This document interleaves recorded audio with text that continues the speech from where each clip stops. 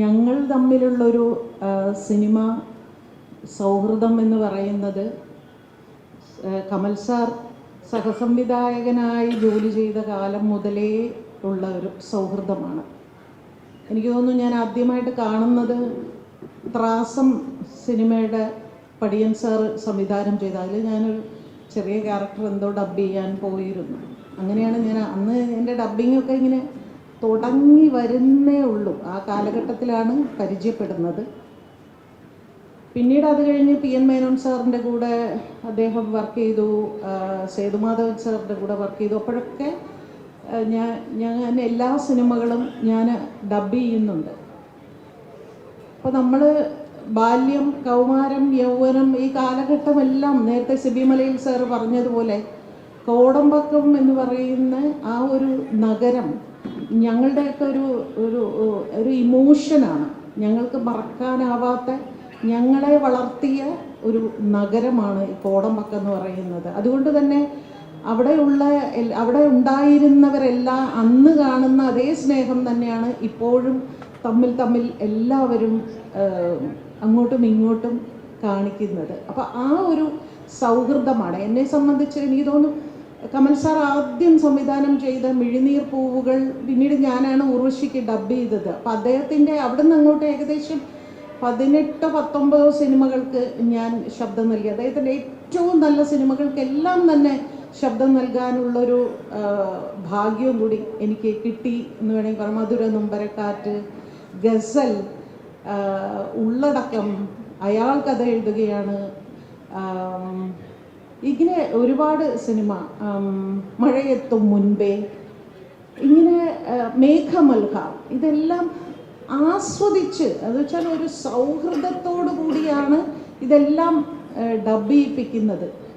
ഞങ്ങൾ കുറച്ചെങ്കിലും കുറച്ച് സമയം എടുത്തു, അല്ലെങ്കിൽ അതൃപ്തിയോടുകൂടി എന്നോട് സംസാരിക്കുകയല്ല, ഇതൊക്കെ ശരിയാകുന്നില്ലല്ലോ ഭാഗ്യലക്ഷ്മി എന്ന് പറഞ്ഞത് അയാൾ കഥ എഴുതുകയാണ് ഡബിങ് സമയത്തായിരുന്നു.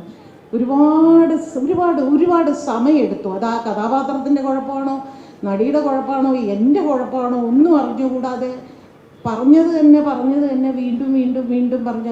അവരുടെ ഒരു 2 ട്രാൻസ്ഫോർമേഷൻ ആ ക്യാരക്ടറിനുണ്ടല്ലോ.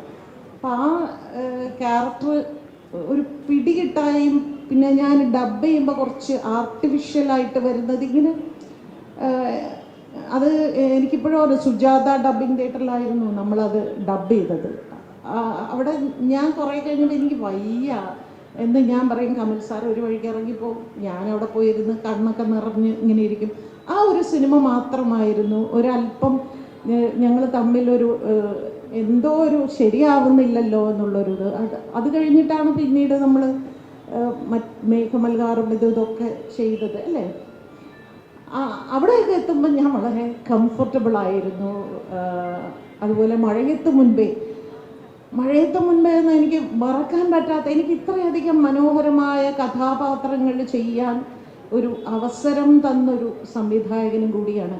അപ്പോൾ അദ്ദേഹത്തിൻ്റെ ഒരുപാട് സിനിമകളിൽ ഒരുപാട് ഡബ്ബിംഗ് ആർട്ടിസ്റ്റുകൾ ഡബ് ചെയ്തിട്ടുണ്ടെങ്കിൽ പോലും എന്നെ ഒരു ഡബ്ബിംഗ് ആർട്ടിസ്റ്റായിട്ടേ അല്ല അദ്ദേഹം എന്നും കാണുന്നത്. ഇപ്പം ഞാൻ എന്തെങ്കിലും വിവാദങ്ങളിൽ പെടുമ്പോഴും ആദ്യം എന്നെ വിളിക്കുന്നത് അദ്ദേഹമായിരിക്കും. അദ്ദേഹം വിളിച്ച് അത് ഞാൻ ചെയ്തത് ശരിയാണോ തെറ്റാണോ, ഞാൻ തെറ്റാണ് ചെയ്തതെങ്കിലും അതിൻ്റെ ഒപ്പം നിൽക്കും. സാരമില്ല ഭാഗ്യലക്ഷ്മി, അത് ഭാഗ്യലക്ഷ്മിയുടെ ശരിയല്ലേ ഭാഗ്യലക്ഷ്മി ചെയ്യുന്നത്. ആ ഒരു സൗഹൃദത്തിൻ്റെ പേരിലാണ് ഞാനിന്ന് ഇവിടെ വന്ന് നിൽക്കുന്നത്. തീർച്ചയായിട്ടും ഇപ്പോൾ ഇവിടെ ഇരിക്കുന്ന സിബി മലയിൽ സാറിൻ്റെ 3ാമത്തെ സിനിമയായിരുന്നു ദൂരെ കൂടുകൂട്ടാം. അതും ഞാൻ ഡബ് ചെയ്ത സിനിമയാണ്. പിന്നെ സിബി സാറിൻ്റെയും കുറേയധികം സിനിമകൾ ഡബ് ചെയ്തിട്ടുണ്ട്. എങ്കിലും കമൽ സാറിൻ്റെ എനിക്ക് തോന്നുന്നു അദ്ദേഹത്തിൻ്റെ സിനിമകളുടെ എണ്ണം നോക്കുകയാണെങ്കിൽ വലിയൊരു ഭാഗം സിനിമകൾക്ക് എനിക്ക് ശബ്ദം നൽകാൻ സാധിച്ചു. അദ്ദേഹത്തിൻ്റെ സെല്ലുലോയിഡ് എന്ന് പറയുന്ന സിനിമയിൽ ആ സിനിമയുടെ അവസാനത്തെ ക്ലൈമാക്സ് സീനിൽ ഒന്ന് അവിടെ ഫ്രണ്ടിൽ വന്നിരിക്കുമോ എന്നൊക്കെ ചോദിച്ചു. കമൽ സാറിന് വേണ്ടി അവിടെ പോയി ഇപ്പോഴും ഭാഗ്യലക്ഷ്മി അഭിനയിച്ച സിനിമകൾ എന്നും പറഞ്ഞ് വിക്കിപീഡിയയിൽ ആ സിനിമയും കൂടി കിടക്കുന്നുണ്ട്. ഇത് ഞാൻ ഒരു ഓഡിയനായിട്ട് അവിടെ ഇരുന്നതാണത്. അപ്പം അത്രമാത്രം ഒരു ആത്മാർത്ഥ ബന്ധം, ഒരു സൗഹൃദം ഞങ്ങൾ തമ്മിലുണ്ട്. തീർച്ചയായിട്ടും ഇനിയും അദ്ദേഹത്തിൻ്റെ നല്ല സിനിമകൾ, അതായത് സിനിമയെ വളരെ ഗൗരവമായി കാണുകയും, ഇപ്പം നേരത്തെ ആഷിഖ് അബു പറഞ്ഞില്ല, സൗഹൃദം, അദ്ദേഹം അതിനൊരു വലിയ വാല്യൂ കൊടുക്കുന്നുണ്ട് എന്നുള്ള അത് തന്നെയാണ്. ഇവർക്കൊക്കെ പറയാൻ ഒരുപാട് ഉണ്ടാവും. കമൽ സാറിൻ്റെ ഷൂട്ടിംഗ് സമയത്തുള്ള സൗഹൃദപരമായ സമീപനങ്ങൾ എല്ലാം കാണുമ്പോൾ തീർച്ചയായിട്ടും അദ്ദേഹത്തിന് ഇനിയും മലയാള സിനിമയിൽ, മലയാള സിനിമ ഒരുപാട് മാറി എന്ന് നമ്മളെല്ലാവരും പറയുമ്പോഴും ഇപ്പോഴും സുബി മലയിൽ സാറിൻ്റെയോ കമൽ സാറിൻ്റെയോ ഒക്കെ സിനിമകൾ, സത്യൻ അന്തിക്കാട് സാറിൻ്റെയൊക്കെ സിനിമകൾ വരാൻ വേണ്ടി പ്രേക്ഷകർ കാത്തിരിക്കുന്നുണ്ട്.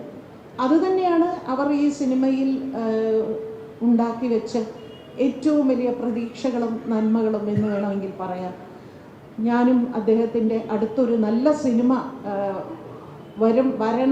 വരും എന്ന് ആശംസിച്ചുകൊണ്ട് ഒപ്പം അതിനുവേണ്ടി ആഗ്രഹിക്കുകയും കൂടെ ചെയ്യുന്നു.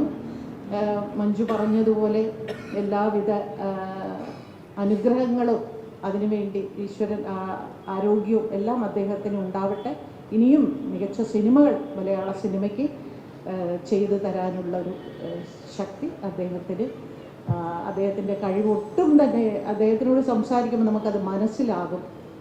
ഒന്നും എല്ലാ കാലവും അദ്ദേഹം ലുക്ക് വൈസ് ഒരുപോലെയാണ് ഇരിക്കുന്നത്. അതുപോലെ തന്നെയാണ് അദ്ദേഹത്തിൻ്റെ ക്രിയേറ്റിവിറ്റിയും ഒരു തരത്തിലും അന്നത്തെ കാലത്തുണ്ടായിരുന്ന പല സംവിധായകരെയും കാണാതെ പോകുന്നത് പലപ്പോഴും കാലത്തിനനുസരിച്ച് മാറാൻ സാധിക്കാത്തത് കൊണ്ടാണ്. അതുകൊണ്ട് തന്നെ കമൽ സാറ് കാലത്തിനനുസരിച്ച് ഇങ്ങനെ ഡിഫറെൻ്റ് ആയിട്ട് സിനിമകൾ എടുത്തുകൊണ്ടേയിരിക്കുന്നു. ഇനിയും നല്ല സിനിമകൾ ഉണ്ടാകട്ടെ എന്ന് ഞാൻ ആശംസിക്കുന്നു. നന്ദി, നമസ്കാരം.